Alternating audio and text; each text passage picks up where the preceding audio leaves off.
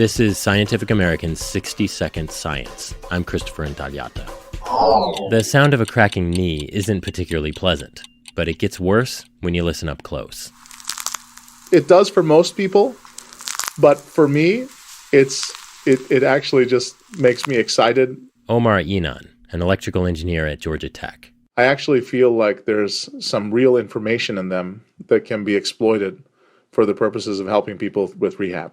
Inan's experience with cracking knees goes back to his days as an undergrad at Stanford, where he threw discus. If I had a really hard workout, then the next day, of course, I'd be sore.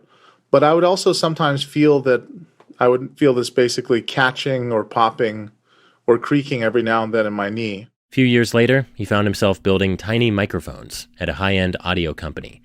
So when he got to Georgia Tech and heard the Defense Advanced Research Projects Agency, or DARPA, wanted better tech for knee injuries, he thought, why not strap tiny microphones to people's knees to eavesdrop as their legs bend? What we think it is the cartilage and bone rubbing against each other, the surfaces inside the knee rubbing against each other during those movements. He and a team of physiologists and engineers built a prototype with stretchy athletic tape and a few tiny mics and skin sensors.